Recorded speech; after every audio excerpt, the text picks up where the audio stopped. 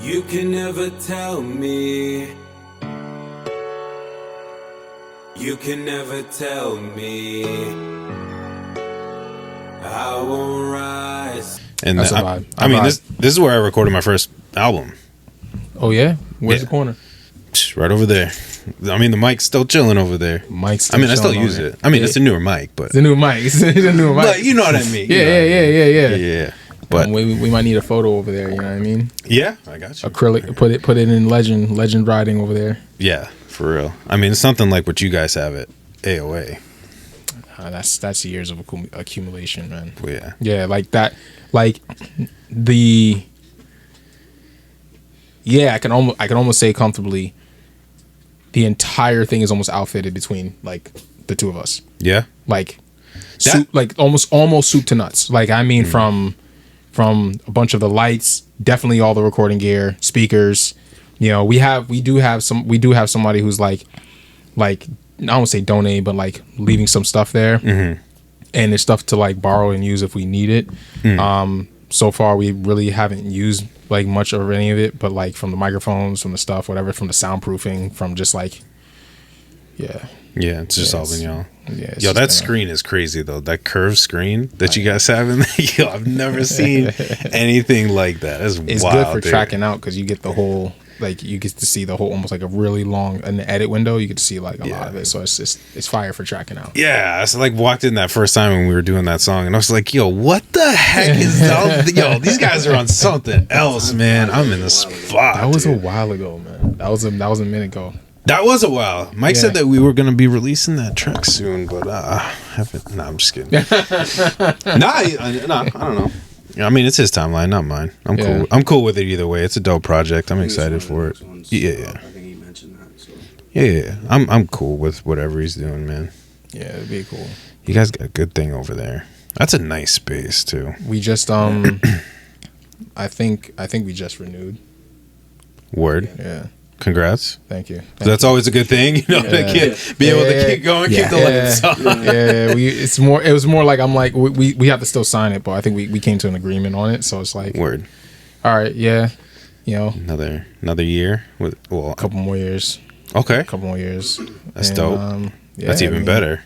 Yeah, it is. I like starting was just like I think like any business, starting is the most difficult, but where we were able to where we were able to shine a lot was because we owned a lot of the equipment. So like we didn't have to, you know, business loan and rent this and buy this and things. Like we owned a lot of equipment already. Yeah, there wasn't like a lot things of the things we didn't own are like couches.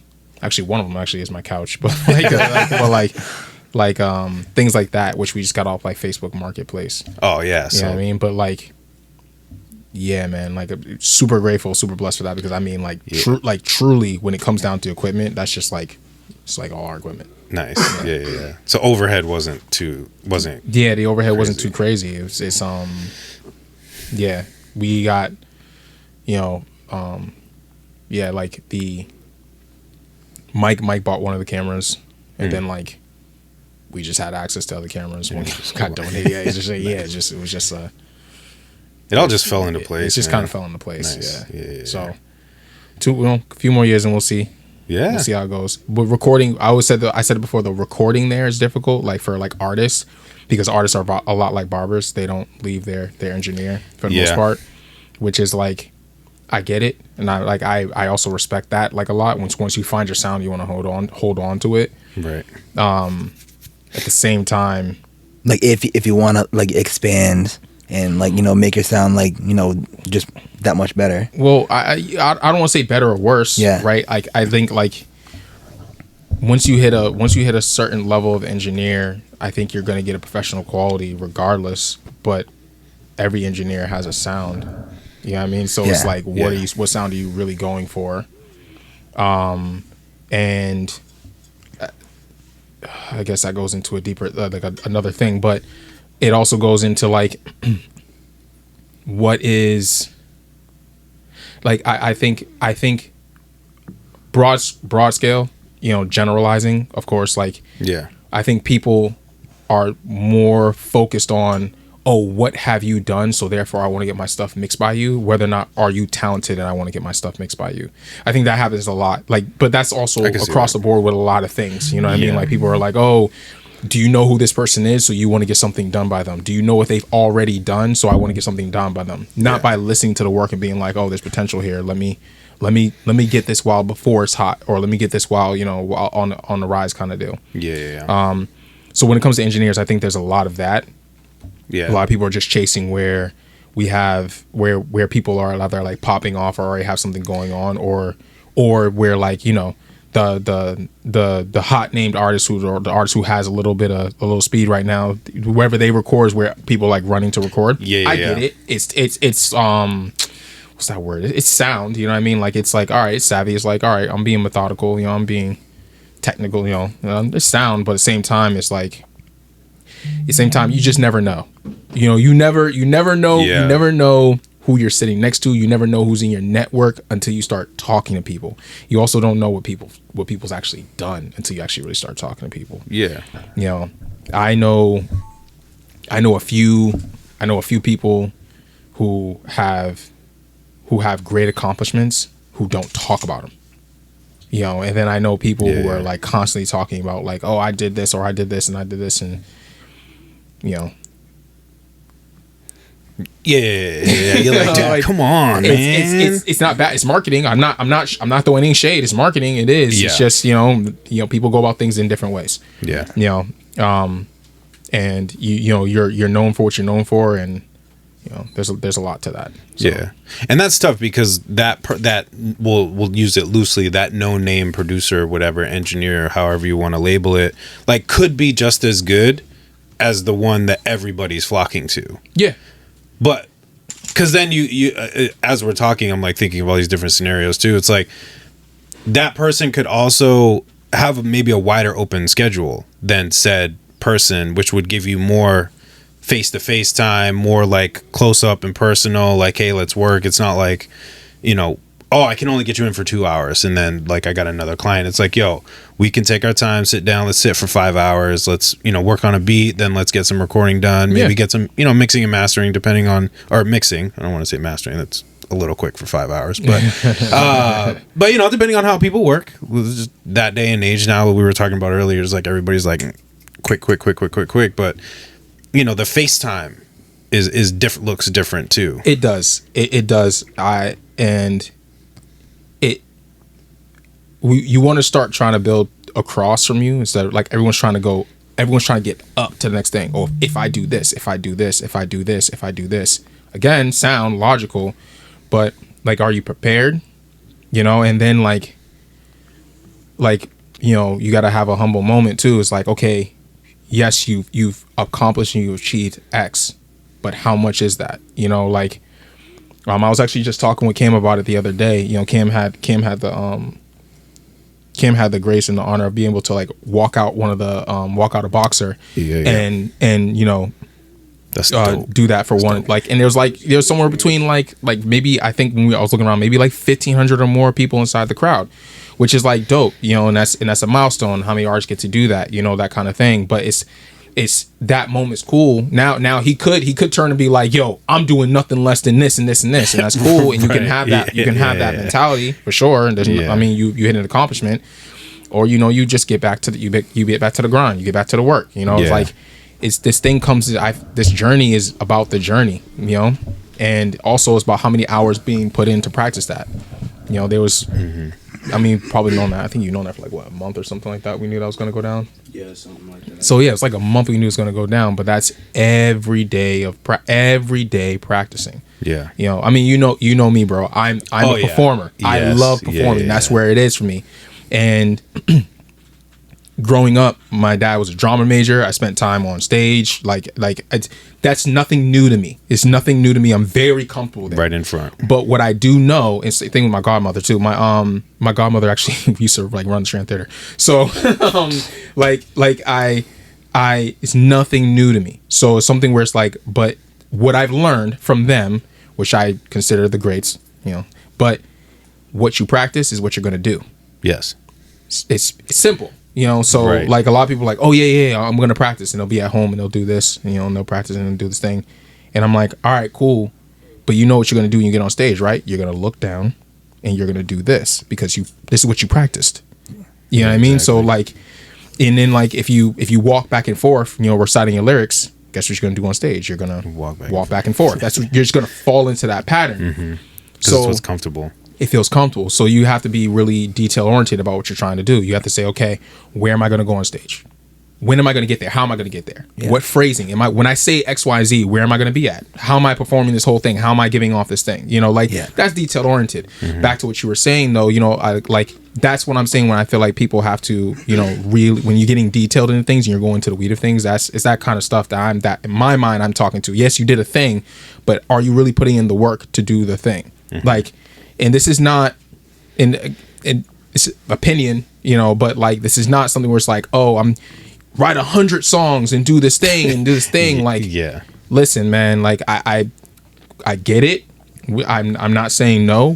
There's different creative paths, there's different options, and I'm not saying anyone is wrong. I'm not saying this or that, but like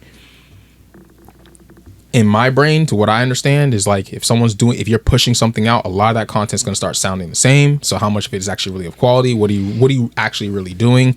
You know, one of my personal philosophies is like if you have writer's block, is nothing but an opportunity. It's just an opportunity to go live. It's just an opportunity to discover something new. That's just simply it. That's what writer's block really is. It's just an opportunity. You know, when you look at it like that, oh shit, I got. Can I swear on it? You're good. Okay, like I got writer's block. You know what I mean? So it's like, okay, now this is great. This is an opportunity for me to go experience something new. It's an opportunity for me to go live. Yeah. It's an opportunity to get outside my box because clearly something's not coming through.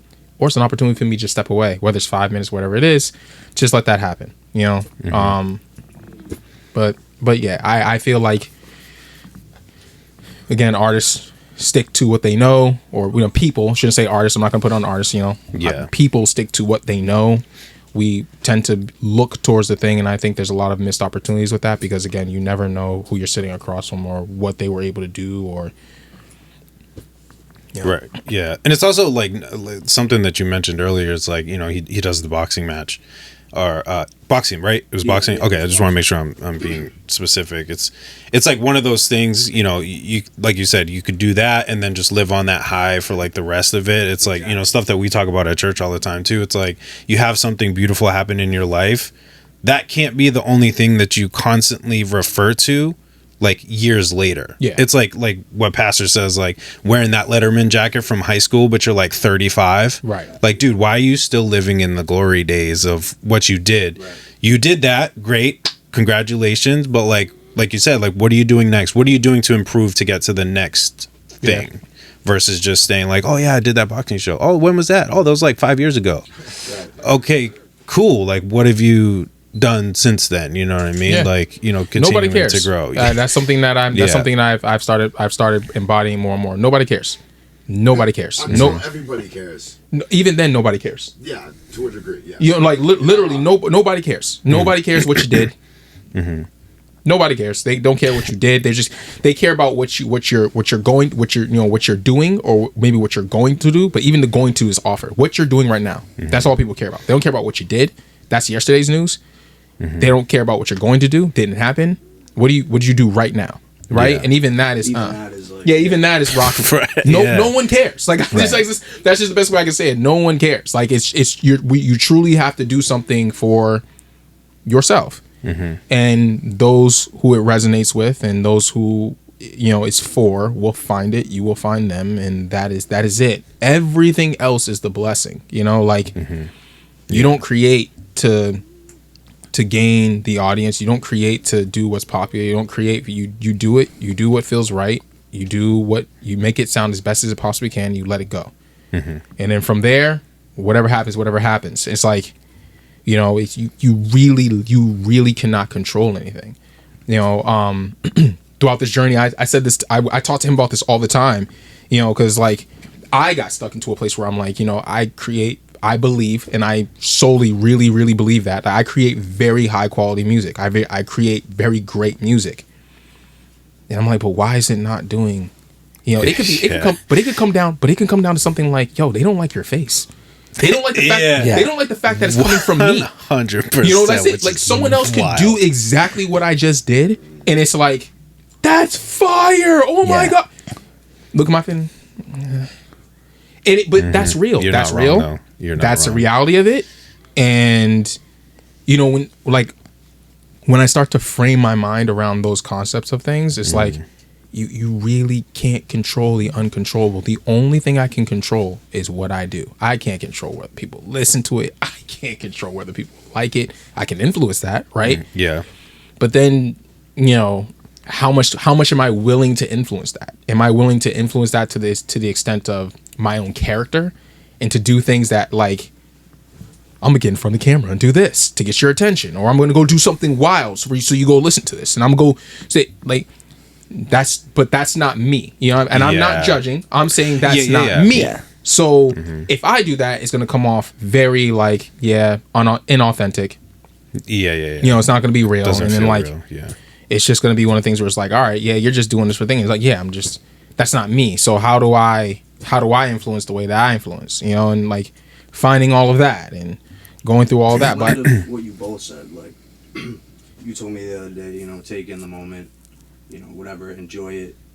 But it's like you said too, take in the moment, enjoy it. Oh, for sure. It's for you at the end of the day. Mm-hmm. And then, like you said, you know, get back to the grind. Be Yeah, humble about it, and you can't let that hold you up for 5 years and be like, I did this. It's just what's next, you know. Right. That's- Still celebrate it, you know. Don't just let it. Yeah. 100%. We're here But to enjoy celebrate that it. moment. Yeah, exactly. Like other people are like, okay, cool, that was yesterday, but like, what are you doing today? Me, I'm like, yo, let's celebrate for a week, man. Let's just like Right. soak this, you know, maybe a little longer than that. Because that's a moment that not a lot of people are ever going to get. There are people who go on this journey and never get the opportunity to do that. So celebrate it, 100%. You know, and then from there, set your goals and move forward. It's, you know, one of my mentors at work, and you know, reminded me that you really have to focus on what you want. Even that phrase, what do I want? Most people cannot answer that question. They can tell you everything they don't want. Yeah. They can tell you everything they don't. I know I don't want this. I don't want this. I don't. Cool. What do you want? Well, I want $1 million and stuff like that. Okay, but like, what is it that you're trying to truly get from life? Yeah. When you hone in onto that, and once that becomes reality, then you have to learn how to be patient and focused on that. And that's it. But that is not an easy thing, especially today. Patience is terrible. It's not an easy thing, especially today. So even just all of that whole process, it's about you, because that's all you can control. You can't control anything else. You can just control what you do and how you do it and how you go about it and make it that. You can't control how people respond. No. Or, you know, and that's also part of the fun part about this, right? Is that you get to create something and you're like, this is what it was intended to. Well, let's see what some odd trillion other people think. I mean, yeah, seriously. Like, that's it, you know?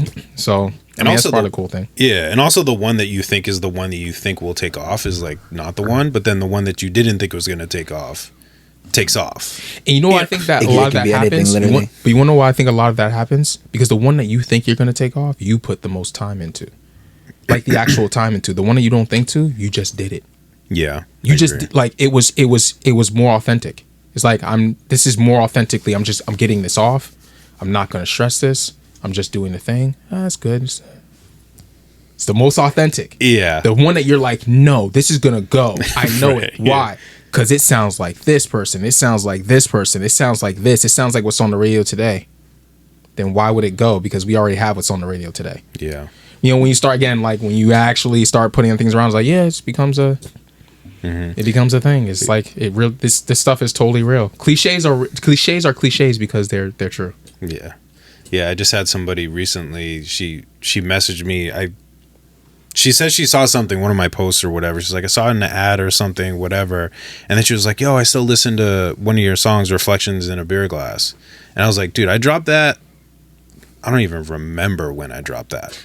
And I was like, yo, that's crazy. Like, again, that's not one of the songs that I would have ever anticipated somebody to be like, yo, I'm still rocking with that song. Like, that's crazy. Yeah, but it's dope. I was in Montreal with one of my friends, and we went to a bar, right? I kid you not, I cannot make this story up.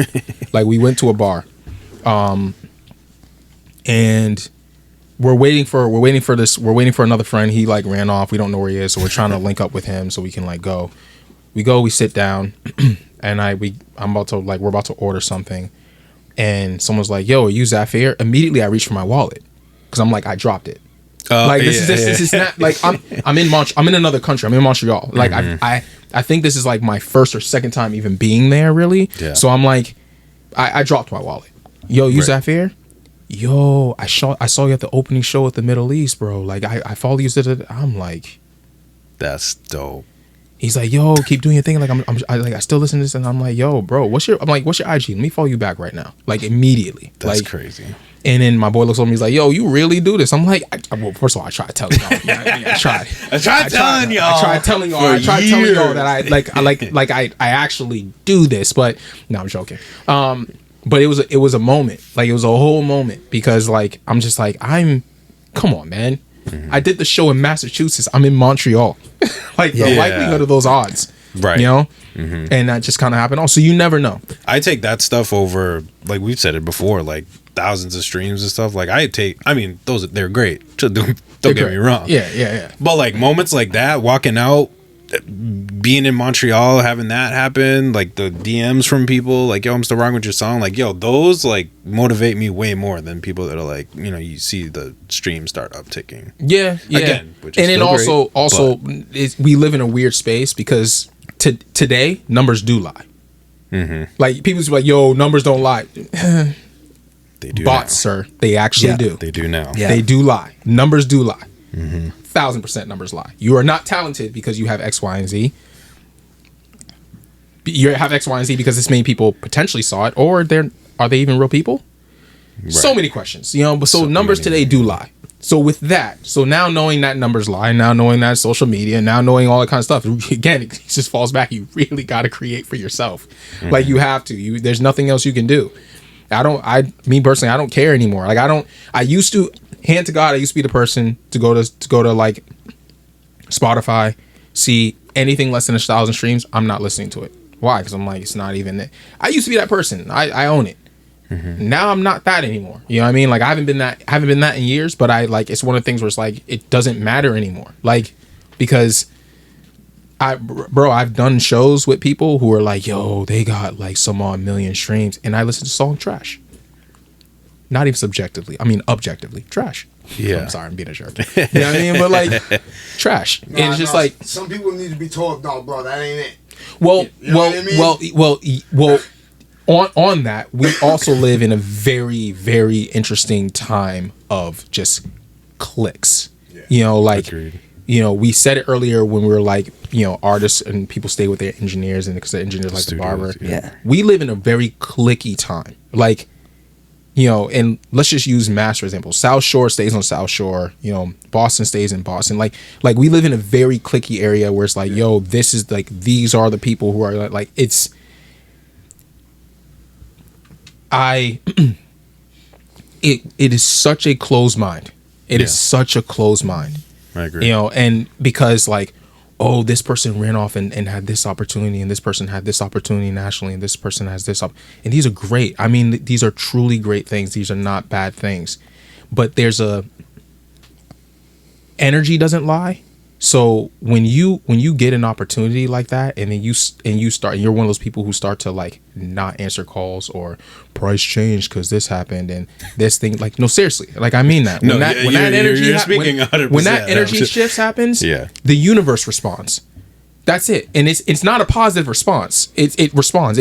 Trust me, it's one of the things where like authenticity is going to go the furthest away, and what's inauthentic, what's rude, what's mean, the universe will respond in kind. Oh, I'll humble you real quick. That's it. It's not difficult. So I'd say, you know, like, but that's another thing. And the reason why I say that is because I went through a big phase where I'm like, I sat down and I feel like I've been on both spectrums. And I'll keep it a buck, keep it a thou, and I have no problem, taking accountability and humbling myself publicly. I was there to the point where I was like, bro, I was international on tour. I was in rooms with actual people. How the hell? And I know pretty much every artist on the circuit here. Mm-hmm. How the hell am I not being spoken about? Like, in reality, I'm like, it felt very much like people didn't fuck with me because it was me. Mm-hmm. And then I had a homie who I met through another homie, was like, bro, respectfully, man, I never heard about you until I met you through this person. And I'm like, oh yeah, that's right, because I'm this in reality of the spectrum. And it humbles me real quick. I did a thing, I felt a thing about it, and I'm like, but that doesn't mean anything. People don't care. You know what I mean? Like, it's what's going on right now. Like, what are you doing? Mm-hmm. And it recenter yourself. And I'm like, all right, yeah, I can't be that way. And I'm glad to be humbled that way early on. And I'm appreciative of that. But it happens. It totally does. We go off and we do a great thing, and that's fantastic. And we could do a couple great things, and that's fantastic. But just keeping your head on your shoulders and well, I believe the universe to be a great place, an honest place, and I believe it to be a positive place. And like, again, it responds in kind. It does things to humble you. And I'm glad that the old me may have had those thoughts. We all do. We all have thoughts like that. Oh, yeah. You know what I mean? 100%. And it's like, but to get it gave me the opportunity to fall in love with music again. Yeah. That's all it really did. It gave me the opportunity to fall in love with the process again. And I had a couple of times where I got to fall in love with music again. I had the great opportunity to go to France and study with 2 Grammy nominated engineers for a week. One of them got to win a few Grammys this year. One of them was nominated. I still think he should have won. And in that room, they helped me fall in love with music again. Just being around people who are so accomplished, so meticulous, but so fucking humble. And that's everybody in that room. We came from all places across the world, and everyone in that room, us sitting in the seminar, them teaching, it felt like I was just with family. Like, I just felt like everyone was humble and super accomplished people, done amazing things, and I mean, again, class wise, and obviously the masters, and there, I just felt like, honestly, bro, it'd be no different from me sitting here and like watching my cousins do something here. Like, it just felt so authentic, and the conversation back and forth was so great. Yeah. Like, it just does something. And I got to fall in love with music again. And like, even to this day, I talk to many of them still. We still have that group chat. Dope. I get to talk to the 2 masters, 2 mentors. They're amazing, and it just humbles you. It's just something that you just, so I'm grateful for that opportunity to fall in love with it again. Yeah, definitely. You always got to go back to that place that, made you feel, just made you want to get in this in the first place. You know what I mean? Just like, yeah. It's understandable to lose sight of why you started. You start something because you love it. And then what ends up happening is, you want to make a living off the thing you love. That's natural. And that's hard. And it's through the process of having to buy equipment and figure it out, and things start to become costly, and then you obviously have to have means in order to do all this stuff. It becomes difficult. I think if we all started to live by the cliches and the sayings, and it'd be a lot easier. My dad is like, man, that's my center. Like, he's so serious. He's and he always tells me, remember, you don't work for the job works for you. As long as the job's providing you the means to do what you want to do. Right. And that's it's things like that all right, cool. I'm getting up today to go do this thing because this provides me the opportunity to do this. And that kind of mentality keeps you going. It's almost a direct it's a direct line against when people are like, yo, if you really want to do this, you got to embody it. Like, you got to quit your job and you got to be doing. I don't believe that to be true. Like, I don't believe that I have to be on somebody's couch. No, well, I ain't quitting shit. Well, there's that. Well, there's that. But like, you also can't, you fully can't be reliant on someone else to carry the whole weight. Like, right? Like, if something happens, like, if I need to get a contact or a number from somebody important, how are they going to call me if I don't have a cell phone? Right. Like, so that's a bill. So who's then going to pay that bill? Exactly. You know, like Not somebody has to do that, right? Yeah. Like, and then like, for those who have that support system, shout out to you. Great. You know, a lot of people who are passionate about this do not have means like that. So they literally have to get up and go to work. Like, you know what I mean? Like, and that's the whole thing of, you know, started from the bottom. Like, you don't got much. So it's like, you know, it's so that saying is a direct against the other one. So it's like, does that mean I don't love this because I have a 9 to 5? Right. Does that mean that I don't, you know, because I have a 9 to 5, and after my 9 to 5, I'm, you know, in the studio from 6 to 10, and then I go to the gym and I do that all over again every single day. Does that mean I don't love it as much as you because I'm not in the studio from 9 a.m. to 10 p.m.? No, it doesn't mean that. It just means that, like, I have other things that I have to do, which is another cliche in my brain. Sorry, I'm riffing now. You're good. Your system is different than their system. You could still potentially reach the same end result, but the process is different. Exactly, because one saying that bothers me: we all have the same 24 hours. Yeah, but we don't all have the same responsibilities. Right. Respectfully. There's different things that fill that 24. I can't look at the person who wants to be an artist and has a sick sister or somebody in the family who has cancer and they have to pay medical bills. They have to do this thing like, bro, we all have the same 24 hours. I can't do that. Yeah. That's arrogant. It is. It's arrogant. So that saying, we all have the same 24. No, we all do. But we all don't have the same responsibility. Humble yourself. Humble that. You know what I mean? Like that's something you have to really align properly, because it's unrealistic for the father who has 2 kids by himself to you say that, because his 24 hours looks totally different from mine. You know what I mean? Like, it's something where it looks different, which means I gotta be grateful that all I have is a 9 to 5 to worry about. Right. I gotta be grateful that all I have is my bills to worry about. My problems are my problems. I gotta be grateful for that, and someone else is grateful for their problems. You know, someone else can be on a couch and not have to worry about that. They gotta be grateful for that. But yeah, so there's also I'm riffing right now. No, there's also a slight reflection too, like you said, like if there's a dad with 2 kids who is hustling like crazy, making things happen, and then you just have your 9 to 5 that isn't as imposing on your lifestyle, yet you're not doing as much. Maybe it's a reflection on how hard are you actually working too. Within reason, but you get what I'm saying. Yeah, you know absolutely. what I mean? It definitely is a reflection of how much you are working too, right?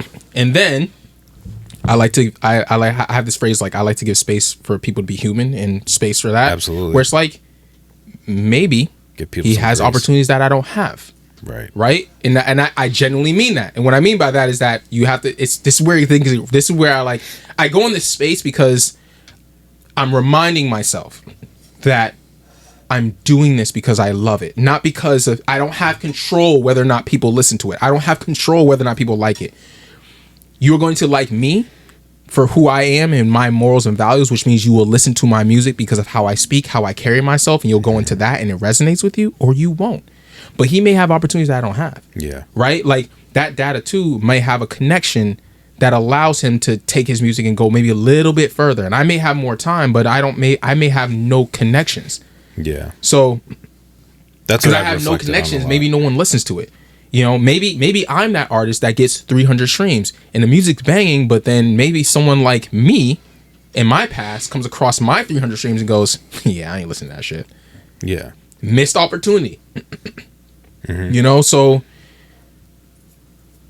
that's one thing I've been reflecting on a lot lately too, because again, social media is a joke anyways, but you see people like, oh, they get this show or that opportunity or this or that and the third, and you're like, man, like I want that. Or, you know, opening up for a boxer, you're like, I want that. That's what I want. That's what I'm aiming for. And then like you start getting all butthurt and whatever, you know, that everybody else is getting all these opportunities. And like you said, it's like, just could have that right connection that in that right opportunity that just isn't. It's like, bro, take a step back. And like what you're seeing may not be like for you anyway. You might be like the wrong room for you. You know what I mean? Mm-hmm. Yeah, not well. You belong in every room. You know, you do belong. You belong in every room, but it might not be for you in your journey. Yeah, I resonate with that. Yeah. And then also, you know, there's the thought that you celebrate when you see people do that. Because really all they're doing is they're opening the door. They created the pathway. Mm-hmm. It's harder to be the first one through. Yeah, it really is. Sure. It's way harder to be the first one through. There's no pathway. There's nothing going on. You're just doing a thing and you're trying to figure it out. People judge it. You should have done this.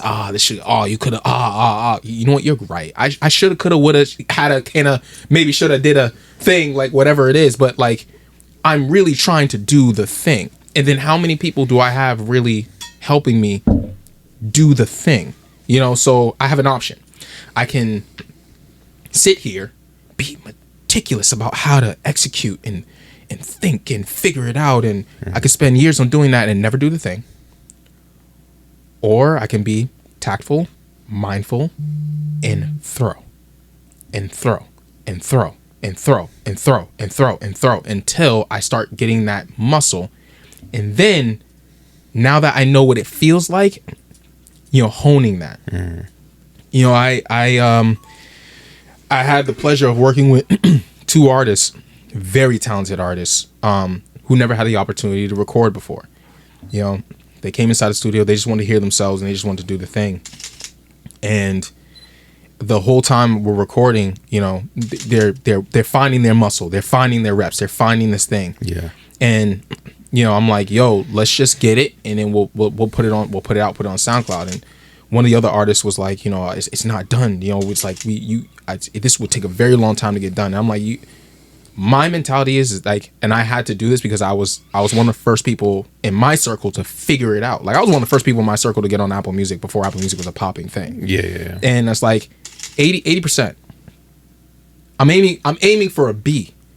It sounds crazy, but I'm aiming for the B. And the reason why I'm aiming for the B is because I'm aiming for that to do the thing. I'm aiming for that to do the thing just to get the reps in. Because if I sit down and I aim for perfection, it does not exist. Yeah. You know, so, you know, my B is very high level, I like to think. I'm very critical of myself. Yeah. So I'm aiming for that. And if I can live with that and I can get it to a point where like I can live with this, there you go. It can be massaged, it can be altered, it can be, you know, I don't want to say the word fixed because it was never broken. So it's like, no, seriously, you know, like, it's just good. Like, that's good. It could be later, you know? Yeah.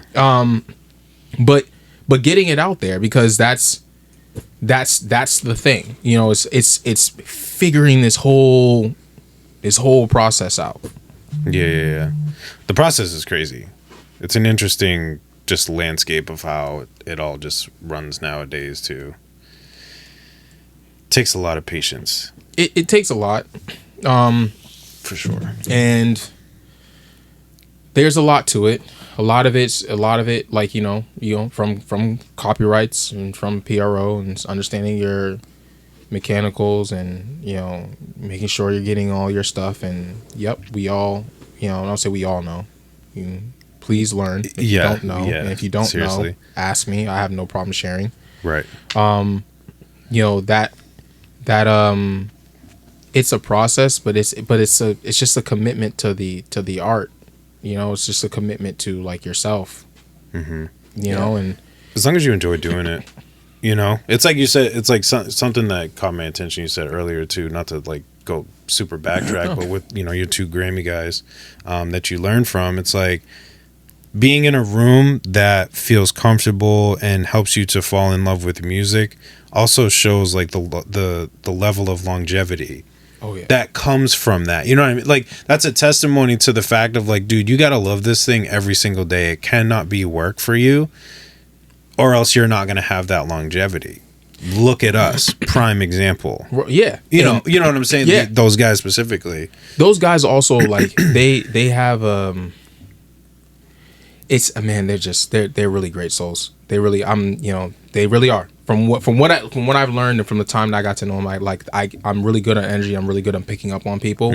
Like I would be honored to know them for the remaining part of my life. You know what I mean? Like they're good souls, but like what's humbling about that is that like I'll sit next to a person here that'll be like, yo, I just did this thing. It went national. I just did this, or my mixes are fire, and I just did this thing. You know what's crazy? Those guys, we're talking SZA, Summer Walker, Chris Brown, Drake, Kalani, and you know what goes in their mind every time they sit on the mix? Man, I don't know if they're gonna like it. What? Yeah. I'm like, what? Yo, my mix is trash. A lot of the time you hear like a song like, blow up, and then even they say like, "Yo, I did not know this was gonna." Because they're in love with the thing that they're doing. You know what I mean? And like, it's like, but it just again, that ego. There's no room for that. There's just room for love, and that's why I a while ago framed my mind to be. I'm forever a student of the game. I will learn from anyone. I will learn anything. I don't even care if I already know it. Actually, I had this conversation with you too. I don't even care if I already know it. You could be telling me a thing I know, right?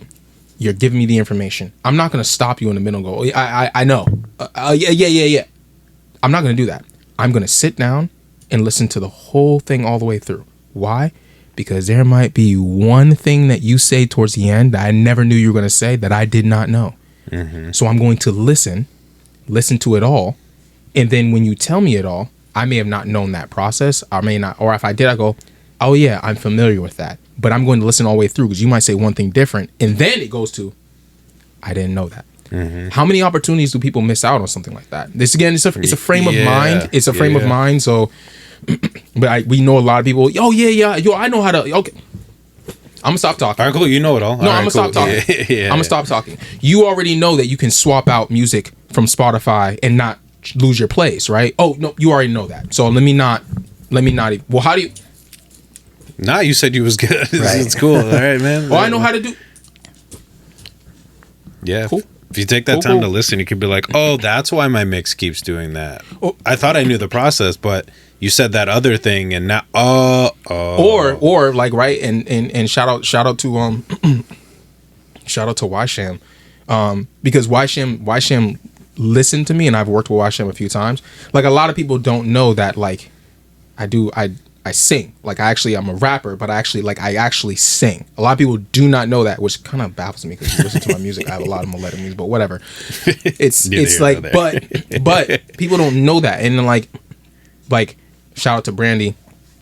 Like Y-Sham, I guess got in touch with Brandy about like a song for me to do with Brandy. She's like, yo, Z can do that thing.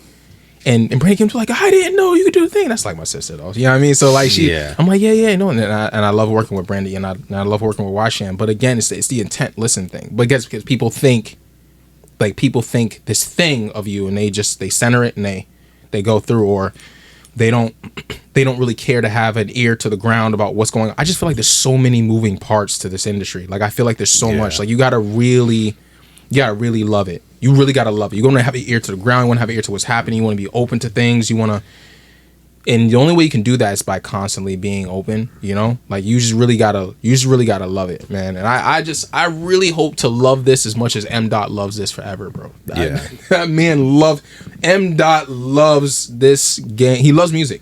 His love is inspiring. Yeah. No, you really do. You have to love it. And you have to, like you said, like you have to continuously be open to learning. Like I sit with Mertz all the time in the studio, and I'm just like, he'll be like talking, and I'm like, yeah, go ahead. Like keep going. Like I've been starting to like just like lean over his shoulder, like watching it, like because we do production sessions too, and like I'll just sit there and just like, yo, like what is that? Oh, yo, you want me to help you like record that real quick? Okay, cool. Like let me get front and center. Like, you know, while he's working on something over there, like yo, I'm here for it. Like that's why we set this up. It isn't just for you to click a bunch of buttons and hit a couple keys and you know we check out for the day. It's like there's so much more, and it applies to when we create the music and how much better it's gonna be versus if I just sit there and learn nothing. Yeah, it's collaborative. Music is collaborative. It's always been collaborative. You know, you don't see people in a club bottom. You don't see one person inside of a club. You know, there's people there. And, you know, music brings people together, so it's a collaborative thing. Collaborative to create. You know, I'd challenge you to go find a song, from, I'm gonna say, a major, because there's plenty of obviously independents who have to figure it all out by themselves right now, which is why it's so hard, right? Yeah. But like, go find a major who has accreditation on writing the song, recording the song, mixing the song, playing the song out. I challenge that. I challenge it. No one does this by themselves. They don't. No, it's just not it. There's teams, plural. I do everything by myself. No. I don't need your help. Facts, and you are major. I stand corrected. I'm different. Yeah. You are different. That's facts. I stand corrected. But now you just actually threw my whole challenge. So now people know who to look for. So what's the timestamp? We'll cut that part out and just edit that real quick. But it's like, it's music's supposed to be collaborative. And there's nothing wrong with it being collaborative. As a matter of fact, it's more fun, when it's collaborative, and it's why we got into this in the first place. If you're not having fun doing this, then why do it? Right. Yeah. So like, there's, in any studio session that I've done, or I should say this, I can't trust an engineer if I'm in a session recording and they don't say, "Hey, let's try this." So that's difficult. I love that. I love where it comes from. In the sense of the input, and not just somebody that just said, yeah, but you know something, and this is, but so I'm so glad you mentioned that, though, because I think respectfully, the first part is one of the problems of the industry, right? So this happens quite often, and I have stories of way bigger engineers than I, but like, and let me just use an example, not even my experiences, but let me just use an example, in a framework where, if you go to an engineer, he says, try this, he needs, that person needs to now be accredited on that most people don't do that. Yo, what do you think of my song? Oh man, we should try doing it. Now they need to be accredited. That's a point. Where's the split sheets? Let's be real about it. Where is it? Because now is the point. You didn't hire me. Also, that hourly rate is for me to push the button and stop it and to mix it. That's not for my input. That's a different rate. That's a whole different contract. For me to say, oh, so now you want my input on creating your song. Isn't that a split? Isn't that a, there's points involved in that? Versus you go, is that the take you want? Okay. You know what I mean? So like, perspective. So it's like, so the first part is, I think, part of the problem, right? That's one of the biggest part of the problems, because we have people who do come in, yo, what do you think? Yo, what do you think? What do you think? But then they don't understand the business. So like, what you're actually asking for, you're asking for more work. That number is different. That there's a whole different thing that comes with that, Yeah. And whereas I appreciate and I understand the collaborative part of it. Yeah. The way that actually works, keeping everyone having a job, you hire a vocal coach, you hire a performance coach. You hire someone to come to the studio with you to make sure you're performing it right. You know what I mean? Like, that's not the engineer's job. That's not the recording engineer. I got you. And there's also multiple there's multiple engineers. There's the recording engineer, there's the mixing engineer, there's a mastering engineer. Yeah. They're all not the same. So, a lot of them are wearing multiple hats now. Yeah. Oh yeah. That's a good perspective. Yeah. It's a little bit. What you said is important. Like, yeah, as an engineer, like, I like when someone asks for my opinion, and I'd love to help the song as much as I possibly can. But knowing the lines, like Z's saying, it does take more of my time and more of my effort. But beyond that, I think like years, it's been going on for years in the industry. It's like, we're kind of taught not to say anything because that might set you off, or whatever. We're kind of taught just to push buttons and do what we do, and then the song comes out the way it's gonna come out. Yeah. Well, we want to make the best product. You want to put the best foot forward. Yeah. But you're right. You push buttons and you say, because you're not supposed to say anything. If you're being asked, that is another thing. Because again, like, that's kind of rough. Like, I'm not gonna lie to you. If someone's like, yo, what do you think? It's not my song. Like, I didn't, because I might rewrite the whole thing. You know what I mean? So like, that's a whole. Yeah, I get what you're saying. I hear. And there's also songs out there that like I have mixed that I still don't see accreditation on, and that's mixing, which I should be getting a credit on. I don't even see that. Yeah. So it's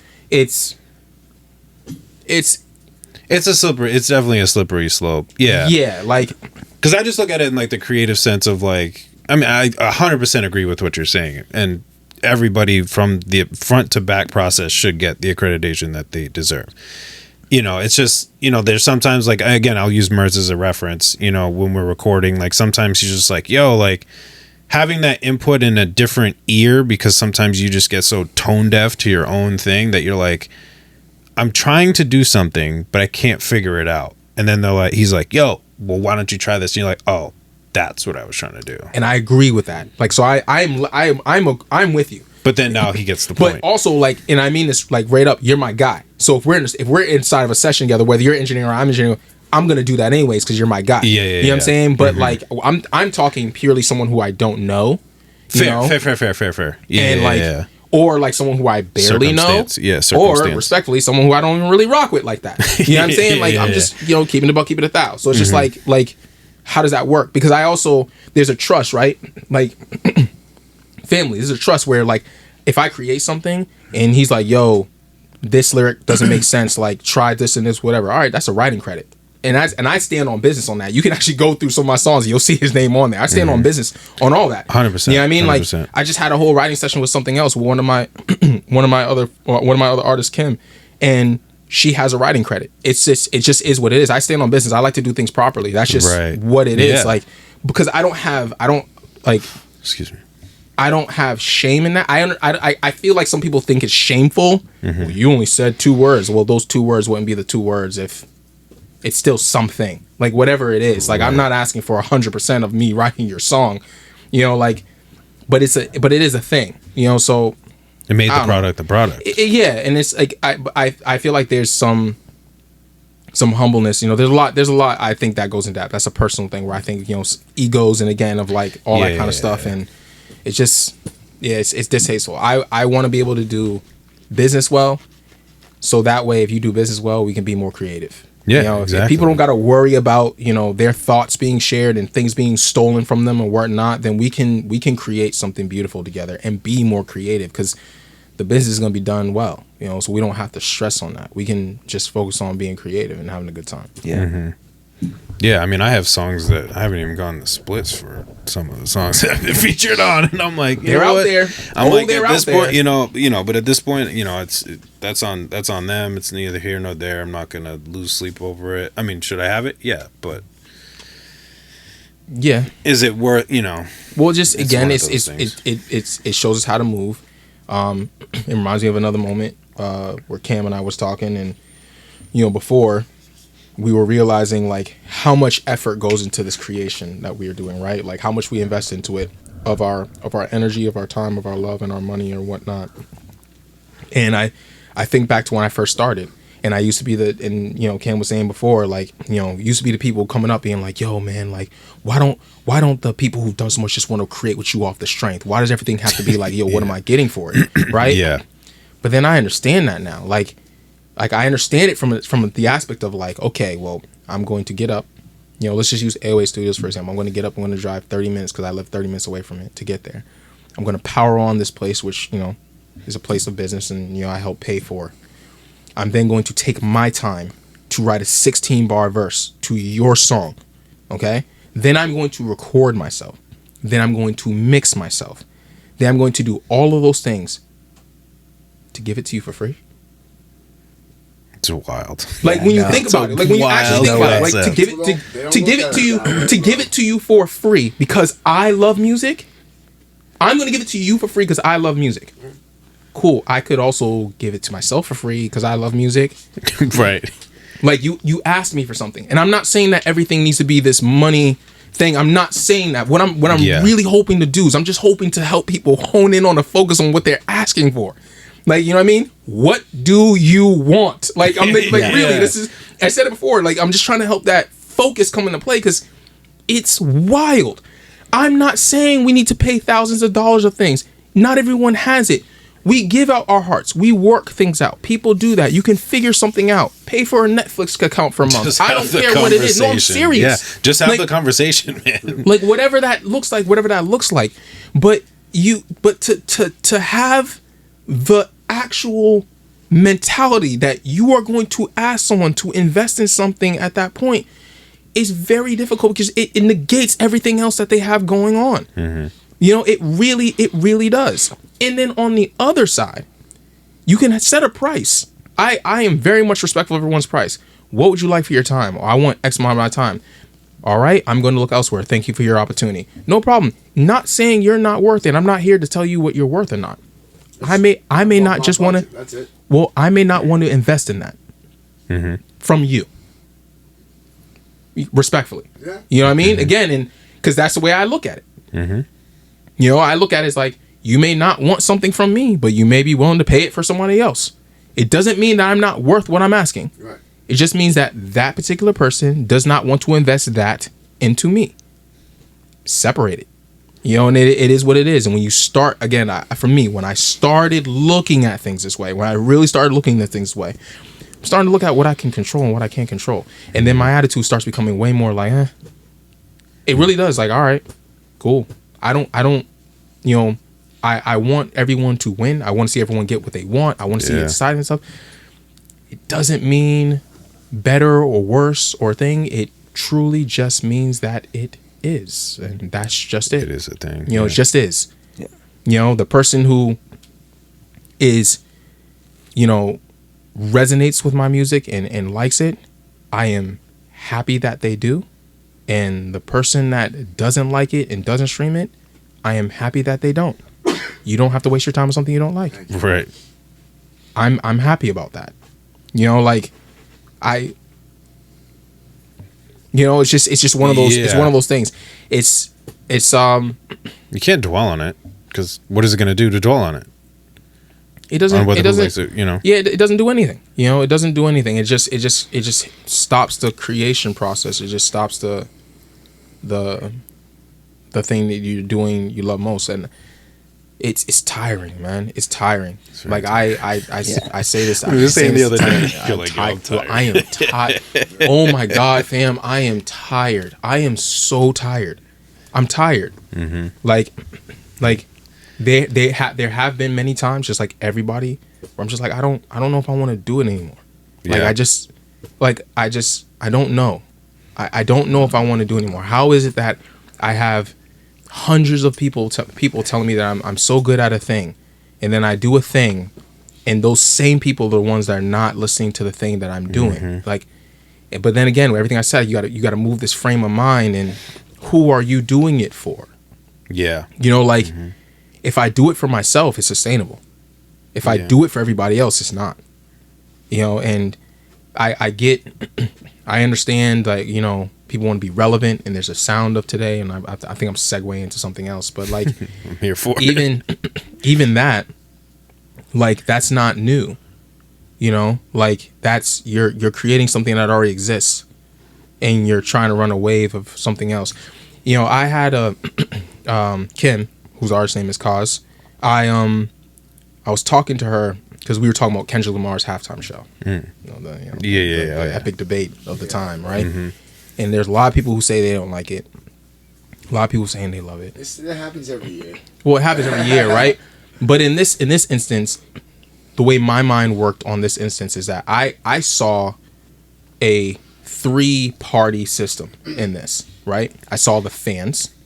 Okay. I saw the creatives, and then I saw the music lovers, or the culture lovers is what I saw, right? Sure. The culture lovers are people, you know, in this case, I'm just gonna frame this case. I don't try and get no one canceled or anything like that. But like the culture lovers in this case is like those are people who love art for art. They understand that art is not for everybody. They understand that not everyone's gonna like it. They just love art for art because it pushes forward. It does something weird. Like, oh, this person did this different thing, and like I'm excited for it because like it's just culture. It's just the creative part. That's them. The middle people are the ones that I dislike the most currently. I'll get to them in a minute. And then you have fans, right? Fans are gonna like what they like. I love fans. Like I love, when I say fans, I'm not saying just for me. Like people who enjoy music, like people who love me, like them. Yeah. Right? I love them. The middle people are the ones I don't like. You know who the middle people are to me? They're the trend runners. They're the ones who anything that's going on. Right? And they sway based off the fans. They create for the fans. They are the ones who do that. Right? And the reason why I say I don't like them is because the music culture will do something and they do it for themselves and they do it for, you know, the love of the art. And if the fans love it, great, because they want to provide something to the public. If they don't, it's understandable. I don't hate you. It's understandable. It's not for you, but it's going to be for someone out there. And I was creating a thing to get something off me, and I was hoping it resonated with people, and like there's all positivity behind it. It just maybe didn't hit, but I tried a thing. The middle people just run, again, whatever the fans like. So if fans go, we don't really understand Kendrick Lamar's halftime show, like why didn't he do that? The middle will be like, yo, that was kind of whack, man, like it didn't do the thing or whatever. But I stand 10 toes down. If the fans were like, that was fire, the middle people were like, yo, that was fire. They're yes men almost. And like you don't see, personally, I think it was an amazing halftime show. Yeah, me too. It was so artistic, like simplified. Like there was no fireworks shooting off, no smoke screens, no loud. It was no lifting and no lifting. You don't need any of that. It just takes away from the entire thing. It was like a play. The people making shapes, going to where they need to go to, moving. It was simplified, and the message came through clear. You can enjoy, but to me, it was visually appealing. Like, you know, that was just me. That's me personally, but I like that. Also, because I haven't seen much of that in a long time. Yeah. You know? It's that attention to detail that you were talking about. Yeah, the like performance side. Yeah, the performance side. That the rehearsals on that. I can tell you right now, the rehearsals on that. Yeah. Crazy. I know, crazy had to be. To get that many people to coordinate, first of all, to get that many people to jump out of a car. Come on now. Yeah. That was crazy. You know what I mean? Like, that since I know they were probably going whatever they were there, but it was fun to see. You know what I mean? Like, and then it's that much coordination, that much on time, you know, and they got dancers obviously probably from across the world, like, you know, absolute professionals. The dancers were the highlight of that almost.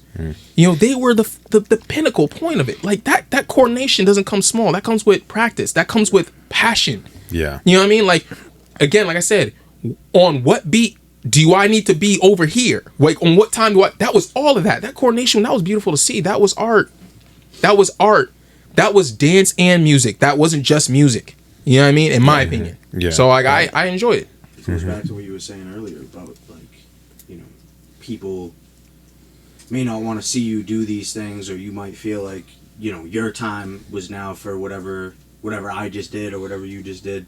But are you ready for that stage? Are you ready to do that? I mean, do you know how much that actually took to rap like that whole time, walking around, running around, like the whole thing? He went the whole time. The whole time. Yeah. So nonstop. 300 yards he ran. They calculated it. Right, and then it's to like rap 300 like that. yards, bro. He ran in a 20-minute set. Yeah, and he rapped that whole time. Yeah, there's times like I'm like, I can't breathe right now, and I just did a 2-minute song. Not to a backtrack. Yes. Pew pew pew pew. Not to a backtrack. Yeah, right. He rapped the whole time. The whole time. And even if he sang the whole time, my point was it wasn't to a backtrack. Yes. You went and you saw a live performance because you paid for a live performance. Yep. Take that as you will. and that's a many popular discussion here on the Right Mind podcast. Take that as you will. No, that's probably one of the top 5. Top 5 talked about points that always hit with people. Take that as you will. Well. No, it typically goes to how you're speaking on it right now. What I'm saying, all I'm gonna say. I've heard different perspectives, but all I'm going to say is this, and this comes from a. I'm honing in first at, like, as an artist, one of my most beloved parts of this is the performing part. So when I'm writing, I write making sure that I can actually perform it. Correct. Exactly. You know? No, correct. You're not wrong. And, like, a lot of popular rap, which is good. I love commercial music. You know this about me. I do. So I'm not here being like, yo, you know, it's got I love you know, I love that I love commercial music. I do. I love all music. Yeah. You know? But I would say that today, a lot of music here, the way it's written is the words are right on top of each other. Right. So it is actually literally impossible for you to continue saying the word without stopping and breathing. Right. And, you know, for the newcomers coming in to this and who want to create, keep in mind that taking out words like and, the, but out of your sentence can help create space for you to breathe, you know. But a lot of people don't do that. Yeah. So then there's no space to breathe, and then you literally cannot do the sentence, which means you need to have the backing track. Right. And I also want to say that when I'm saying backing track, I'm not saying the hook. I'm a believer that the hook should be in the mix. So you want that to come in loud, full. You have a backing track. It's a nice way for you to breathe, kind of get your center. You know where you are in the music. You kind of get to, all right, you know, get ready for the next verse. If you forget, it gives you, you know, a couple of seconds to kind of get back to where you at. Yeah, there's a lot of lights, all that kind of stuff. Yeah. And it's a moment. When I say backing track, I'm talking about the verses. Yeah, the whole song. Yeah. Like ad libs can be in there. That's all good. I love a good ad lib in there. But when I press play and I hear your song here, and I went to go see you live and I hear your song there, I'm disappointed. Yeah. You know, because I'm not here for that. No, I'm here for performance. And then I'm here to hear you live in a performance. That, sir, here for both. Is also no. I'm not an artist. That's the reason why I go. If Jay sucked at his stage presence, I would probably want to go see him. I'll say right now we're talking about two different things. We're talking about the actual performance of the audio quality, and the second part is what I was saying before is the stage presence. Yeah. Where am I going to be? Yeah. How am I going to move my hand? What am I saying? How am I going to emphasize the spot? I was talking to Cam about this before, and I say I believe that a lot of independent artists fail is because you don't even believe what you're saying. Yeah. When you talk about, when you say you have a lifestyle that you don't really have. Oh yeah. When you say you have things that you don't really have. When you say things like, and it sounds cool, it's this or whatever. Rapping, bro. Well, what I'm saying is that energy doesn't lie. Yeah, that too. Because now you have to convince, how many people was I said about 1,500? Now I got to convince 1,500 people, strangers who do not know me, that what I'm saying is real. Right. And I don't even believe it because I know I don't have that. Yeah. So now perform that. Now I want you to hold your head up, not look down, not do one of these, not do this. I want you to move on stage and look me in the eye. Yeah. And say you're gonna put me in the ground. At a boxing match. I want you to do that. You know what I'm saying? I'm talking wild, but you know. But my point is that's the thing. But there's we're all human at the end of the day too. So it's you know, say what you actually mean and mean what you actually say. Exactly. Like when you get up there, there's also a persona that we all have to put on, regardless. Yeah. You know, so it's like that layered with if you were saying a bunch of shit that wasn't your real life. Now go do that in front of that 2,000 people, whatever. And tell me that you're going to be able to have that authentic performance. It's not. It's just. And again, I'm being overzealous and I'm being a little bit, you know, facetious and all that kind of stuff. Like I'm doing that, like 100%. Yeah, I got you. But you know, taking a step back, there's the facade, there's the play, there's the acting part to what we do. It is art, you know, like there's a lot of that. But my point beyond it is that it is difficult. It is very difficult because you don't even believe in what you're doing. You know, you're just doing it. Yeah. And then for me, that's what I see in the performance. You know, I see that. See it, dude. You know, see it, bro. I see like, okay, well, yeah, you're not really you don't believe this. You don't. Yeah. You know, I don't care how much a song slaps. I don't care how catchy a hook is. Yeah.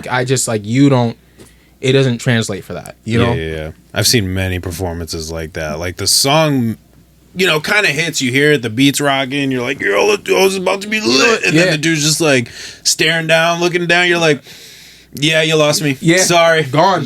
Lost. Because visually, I'm looking at you, look down, and I'm just, it's not. I'm like, this song would be so much harder if you just like did even like a little jump here and there. Would have been. Yeah, that's it. Would have got it, buddy, but. And that takes, but then there's too much. You know, there's way too much as well too. It is by itself an art, and that's why there's a whole thing called performing arts. You know, there's all that, and I think it is best to be a student of the game, analyze it all, learn it all, you know, absorb it all, watch what works for you, what doesn't work for you. I've gotten feedback on my performances early on. Shout out to my cousin Edwin. I'm right-handed. And I used to always hold the mic with my right hand. Yeah.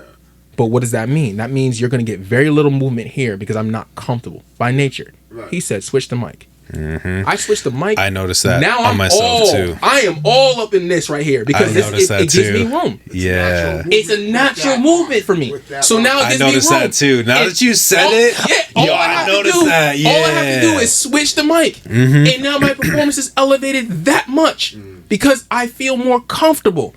That's all it is. It's about removing those barriers. Yes. You know what I'm saying? Like removing those barriers. So, but then, I had to be open. Because my cousin, when he's in music, he's a performer himself, but he wasn't doing that, but like he gave me feedback, and I was open for that. So I'm like, cool, and I did it. First time it felt a little weird, but I was like, this, I knew, like, cause after I did it, I was like, yeah, I'm moving this hand way more. Like I feel more comfortable, even like, and I was like, I just got to stick with it, man. I think after like maybe 2 or 3 more performances, I was like, this is it. This is the vibe. Like it just works, you know. So. Yeah. As soon as you said it, I was like, "Yo, that I never thought of it that way too, because like I do like start with like one hand sometimes, then I'll switch to the other, and then I'll go back.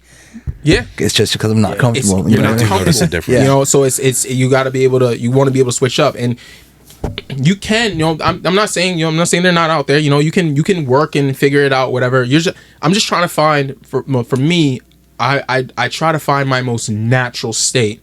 So that it is just most natural and most comfortable. I don't have to think about it, And like when I practice intently. And if I have to go right-handed because like I broke my arm or some crazy thing or whatever, like or fingers or something like that, then yeah. But like, but just trying to make it more natural, So but that comes from being okay. This came to me and I'm gonna hear it, receive it, and I'm watching and I'm like, yeah, I am awkward and I'm there's no one more critical of me than me. There's no one, so like I look at everything and that was fire. And I'm like, yeah, thank you, and I take it and I go back and I'm like, next time I would like to I don't beat myself. I like to celebrate it, but next time I'm going to work on this and I see this and this is what I'm going to hone in and this is what I'm going to practice in and this is what I'm going to do. And, and like I'm constantly practicing songs. I'm not even performing. I'm practicing, bro. Like it's just that's just me. But again, that's because that's where a lot of my love for the creation process lives. Right. Yeah. No, but that's really important because you should always do that. That whole thing. I wrote the song in support for my boy. Shout out Matt Doherty. I just did that to support the up and coming fight and threw out a reel with some of his boxing footage and just did it just to show support, and he came back, loved it, and asked me to do it. But I already had it in my mind that I'm gonna know how to perform this. I'm gonna memorize it.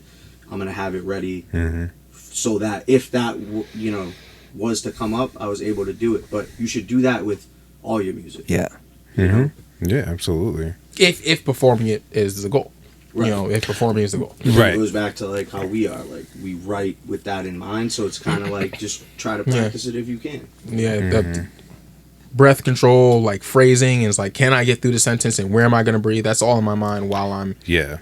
While I'm creating the thing. Like when I say while I'm creating it, I give myself the creative freedom to just obviously create the thing. Yeah. But when I go back and like afterwards, I'm like, all right, this sentence actually doesn't fit. All right, this is too winded. Like where can I say, how I. Say what you mean what you say, and a lot of that stuff. Yeah, all that stuff passes through my mind. Like even like the video visuals always pop in my head as I'm writing. Just to have that picture. And I think when the songs that I've had such a better response to, in the sense of just the feel and like for me, has been so much greater when that image is much deeper. As I'm putting it together and writing it, it's like I can picture the video, whether I shoot the video or not. Right. From start to finish, I can see that whole timeline, and it's that like, energy translates though. And it's all that the way energy translates into the performance. Yep, and then also that reminds me, because when we did the joiner thing, I don't know if that was gonna come out. I really hope it does. I'm saying? Like I hope it does at some point. I don't know. So it was a while ago, but like when we did that. We learned at that point that's kind of how he visualized. He visualizes the video first before he even does the writing. But that's that there's power in that, because now you see it. You can physically see it. Well, not physically, but you can see it. Yeah. You can picture it, and then you can now put that energy into your words, put that energy in it. It's a direct translation. You know? Yeah, such a cool thing. Yep. I know. I'm so bummed about that. I'm bummed, man.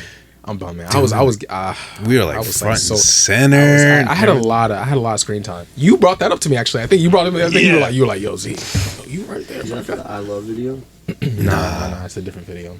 We had the Last Supper in there. The Last Supper seems that was fire. Dope. That was fire. And then I had the bus stop scene where Cole was like, yo, tell Flannel you need to like fix whatever. I was like, I mean, hey, knows me as Flannel. I'll take it. Let's go. Yeah, he's a Flannel. I'm Flannel, you know? I'm like, yo, let's go. Nah, that was a dope experience. And it, like you said, it's one of those things, like, yeah, we were playing a part, but when we weren't, like, I was just watching. Oh, yeah. Like, I think I was telling these guys the other time, like, again, going back to level of detail was, like, so crazy to me because I'd never seen it on that level before. Like, to the point of, like, yo, if, like, that light bulb was, like, casting a shadow this way, like, Jordan would be like, yo, take that light bulb out, take that one out, and then put it over there, and then we're going to do the whole thing all over again. Yep.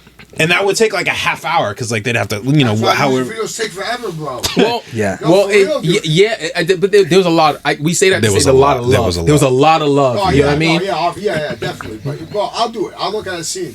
They'll be like, "Yo, it's fire." I don't like it. We're doing it again. Yeah. Really? Yeah. Dog, I'm doing it 9 times. I don't care. You want me to do this for you? Yeah, then I'm doing it with the footage I want. Yeah, I can't imagine how many times we ran off that table. Man, we did so many times, but there was, to your point, there was so much love in it, detail oriented. Yo, shout out to that whole casting crew, everybody there. Facts. You know, like it was just like it was a vibe. It was a time. Very professional, very fun at the same time, and it's just like and the circumstances too, just COVID and everything. We got to be in the midst of that. You know what I mean? So like that was super, super dope. But I was prepping at the point, right? I'm all getting ready for like, yo, I got all these ready for release just in case, you know, my face pop up somewhere. You know what I mean? I don't know what's going to happen, but I got a loaded clip. Yeah. But just the level of just detail to that whole thing. I was like, damn. I was like, that's wild. He's like, yo, if you like move your camera this way, take a side step forward and then move left, you're gonna get the good shot and not get somebody in the back. But if you just go straight along that line, you're gonna get. I'm like, yo, these are not even things that I like even dream to imagine of thinking of. And you're like, and so I'm like, okay, like I get it now. Like, and just peeling it back and really like taking the time to like notice everything and the little things make the difference. Noticing it, being a student of the game, and then also bringing it back to what we said before of like, you know, hiring people. You got to let the masters be the masters of what they are, and you know, and the camera crew and the casting crew who do that, who do video, who see that, whose art form is that, are gonna know way more than me. It is my job to learn as much as I can to be able to translate, but let them be masterful. Let them do that. There's teams that do lighting rigs. Teams, you know what I mean? Like they live that, you know. So and like that was the level. That was the first time that I saw a music video on a professional production like that. You know, so you know, we saw that. You know, we saw all that happening, and that was a beautiful experience in itself. Yeah, I wasn't trying to go in there and be like, "Yep, change that light bulb over that." No, yo, just tell me where to go and where to move. That's it. That's all I need to do. All right, cool.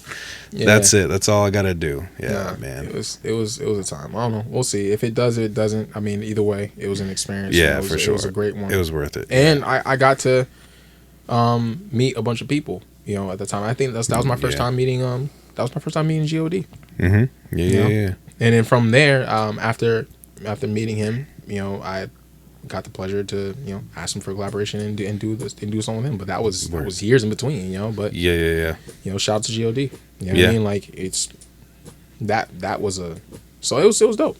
It was a dope experience. Yeah, that was the time I got to, I think, really like sit down with Mr. PSA. We all know Mr. PSA, you know, and just like be able to sit down and have a conversation and just like understand who the person that is, you know. And you're like, oh, okay, now I get it. You know, I understand it. You know, and like, you know, individual. Yeah, amazing. You know, and then I go and do amazing character through and through. 100%. And then I go and do like Mia and Jay's wedding, and then he's there, and you're just like, you know, it's just catching up and everything. It's cool.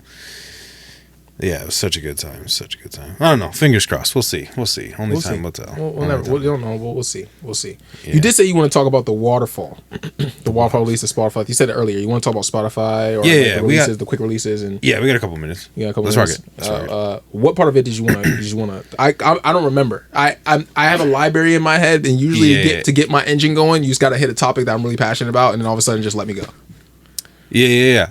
It was. I mean, there were like two discussions that we were talking, because we were talking about the algorithm and how you follow people from Instagram and like understanding the algorithm, and then we started getting on just like the quick releases of people and everybody, and just the absorption of when it comes to music. So yeah, the absorption was talking to music. So the algorithm thing we were talking about, I take no credit to this, and I might even get it wrong. So fact check me. That's on the community now. It's on them now. Pew, pew, pew. I'm on a roll. Anyways, but follow the creator's account on Instagram. I think I said. Yes. I'm going to pronounce his name wrong. I think it's Mazzari. He's the lead of Instagram, and essentially he was saying that the way that they are ranking, the way that they look at posts is that a like hits the most weight. When I was saying before, I thought it would be like a share. Like if you shared something, it would hit, but shares don't hit as much weight. Shares like help the algorithm dictate who to look at it, right? So like if I share something with you, it says, okay, you're saying that this person directly likes this piece of content, and we know that these two people look at that content, so we're going to suggest it to them. So shares are powerful, but they do that. Whereas a like, you're saying that you directly like it, and it's the same thing, but it has a little bit more weight to it because you actually liked it. And saves are something different as well too. He explains it better, but like I recommend definitely following those two, because like that's something I didn't know, and I follow those accounts because like it is good to know. Like I feel like it's good to know and understand that like there's an algorithm, but there isn't an algorithm. Like pictures don't go further than reels. People just like watching motion pictures better, and it depends on your audience. So therefore, you're laughing. Right. So therefore, they look at reels. Like there's no like your hashtags are not pushing it further. Oh, I stopped doing hashtags. Like hashtags. It's just more about like if someone looks up the hashtag, then it might be suggested. Like it's not, you know what I mean? Like it's not what you think it is, kind of deal. So like. But I hold no onus to that. Like I just follow those accounts, and that's something that I was learning from them. So I was saying that. But in terms of the consumption of music, and us talking about that, like I don't think it's really interesting because I'm gonna call it my bubble, because I obviously don't know anyone outside of who I know. Yeah, right. But in my bubble, all I hear from people is, man, like I wish people would like take their time with music. Like I wish people would sit down and actually listen to it. Like I wish this kind of thing. But like I think we miss the fact that we control that. Right. Like we do. Like we were talking about like, people just quickly going through like 15 seconds being like, yo, all right, you got the gist of it going. Like the time span the time span attention going down so long. But then like I'm thinking right now of all my followers who like really support my music, and all the fans of really my music, I listen to them. I'm like, they're like, yo, I wish we would. And like, I think about them, and I'm like it's the power's in your hands. Like, you have to sit down for 3 minutes and listen to a song. Right. Like I can't force feed you that. Like that's not something that I can do. I can break it up into segments, and post those in reels, but like I can't do any more than what we can already do. But but I also, like as a creative, we start getting stuck in that confine of like what to create, because you're like, you want to catch someone's attention, but I also want to create. I want to create something to actually create it. Like you're not making 15-second songs and putting them up on Apple Music, which would be crazy. There was a person who did like 1 minute songs and did that, and it was really cool. I do remember that. Yeah, it was really cool. But like I'm just saying, like in general, like I just it's a rough time in music, because music's not the product. We had that conversation. Music is no longer, it doesn't hold the same value as it did before. It's no longer the product. The product is something totally different, and it's trash. It's if you're going to create music thinking that you're going to be able to sell a thing or do a thing from the music, it's not that. Like, why listen to your music versus my music? Well, they listen to your music because it's you. You're the product, not the music. You know, so who are you? What do you stand for? What are your morals? You know, and that even gets deeper. 'Cause I think it was maybe Jack Harlow. Somebody was like, parts of my private life I like to keep private. Like, I don't want everyone in all my life. And I think also Tyler Creator also said that. Like, you know, so it's really difficult. Like, how much do you open up nowadays? Because everyone's business is out there nowadays. Like, everyone's putting everything out there for the attention, for the thing, and like, right. They don't even need to put it in their music. It's either on socials or paparazzi. But it's just, again, I just don't know. It's like, it's how much I saw another piece of content where I feel like the real flex is going to be like the person who you don't even know who they are, because I'm like, yo, how did you do that in this day and age? You know, that's pretty, you know, it's pretty real. But at the same time, it's like, I believe there to be such a disconnect of everything. And how do you separate, you know, or how do you separate yourself? Yes. And how do you find a lane? And I think a lot of that is being who you are and morals and values, but that's tough because it's out of your control, because I believe myself to be a person of great value and have great morals and things like that. But again, I can't force people to listen to my music or pick my music over that. And what I see trend wise is I see that we pick people that maybe don't have the best values and don't have the best morals, and we choose them and champion them to be our celebrities because that song slaps or that song whatever, which they obviously didn't even write by themselves, because again, there's a bunch of, you get what I'm kind of getting at, and it's and I'm not, again, I'm not complaining, I'm not saying it's not a thing, I'm not saying let's all do this, I'm not saying that, I am just holding accountability where accountability needs to be held. You know, and that's part of like on us as all consumers of music and all lovers of music and fans of music and stuff. Like it's all on us. And if that accountability doesn't feel good, I'd look at a therapist maybe and, you know, figure out why it feels like a personal attack maybe or anything like that. But other than that, it's like, it's on us. And we can, and as creators, we can only create what we're going to create and what we resonate with. And that's is what it is type thing. And, you know, I at some point we can't be looking at the new and creating the new hot thing, because if you're always looking to like being the new thing is not new. It's normal, you know. It's not new. Yeah. And I get what you're saying. And also, and like people being like, yo, I'm just telling my story. We were talking about that. I'm just telling my story about my things, and like, yeah, I'm unique. You know, this is my. There's a lot of ego there. I'm now shifting my mind that there's no my story. What I write is not my story. It's the story. There's only one story.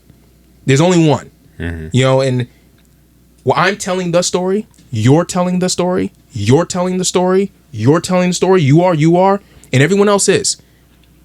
I'm only telling the part that I'm able to. Yeah. My story is not unique. Right. There are plenty, millions of people who've gone through what I went through, you know, or worse or better, or whatever. And that's the ones who are going to resonate with me. I'm just telling that story, which is the story of the big perspective.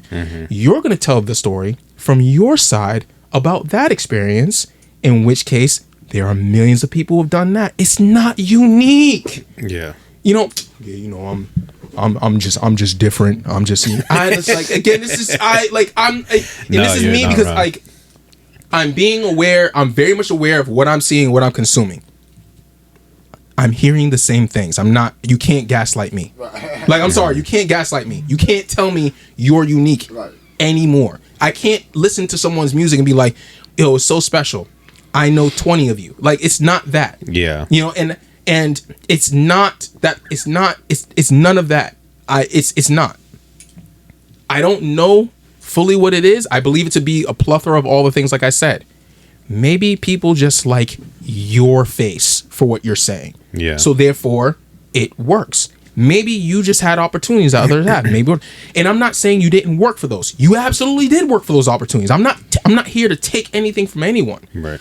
But instead, what I'm actually truly trying to do, and I'm doing it for myself, and I hope that all creatives and everyone does it, is I'm releasing responsibility that is not mine to hold anymore. Yeah.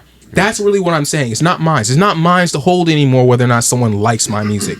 It's not mine to hold anymore whether or not someone goes and streams my song. It's not mine to hold that anymore. It's I'm not supposed to worry about how. That is no longer my responsibility. I want to be smart. I want to be intentional. I want to know. I want to do things. I want to be proactive. I'm not sitting here. I'm not saying I'm going to just do nothing. I want those things. Like, I want to understand. I want to put it out. I want to put a good marketing plan. I want to put intention behind it.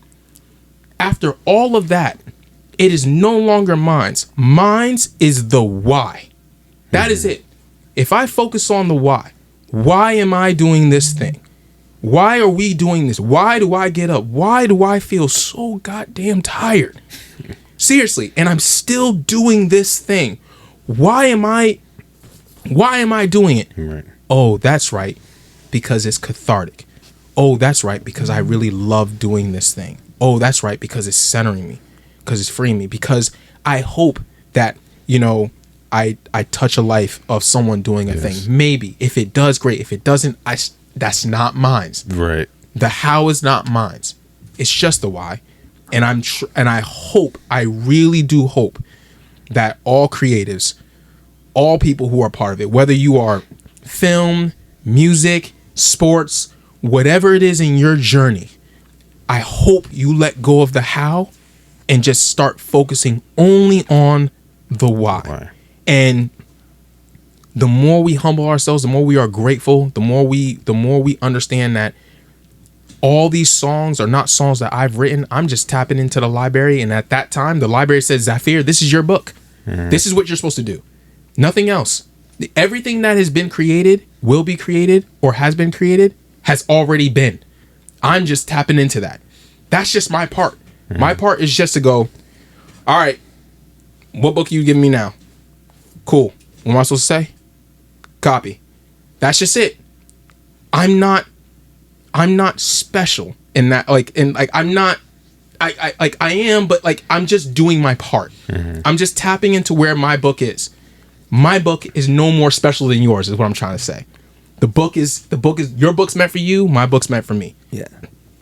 I'm just focused on the why. Why am I doing it? Making sure that I adhere to that. Let the hows and all the other stuff be us as that. And if we focus on that, if we start practicing humble, if we start being open, if we start just maybe just looking around, just, hey, being curious, being genuine, being, just good positive energies. I believe, I am a firm believer that the universe is positive. It's not negative. And people will respond to positivity. It will always be the more stronger thing. I just believe that. And that's really, again, I'm not here to say anything. It's like I believe that. That's the part to tap in. For sure. Absolutely, man. That's dope. It's a good way to close this thing out, man. I appreciate you guys. No, I appreciate you having us, man. Appreciate you guys for taking the time. Talking a lot.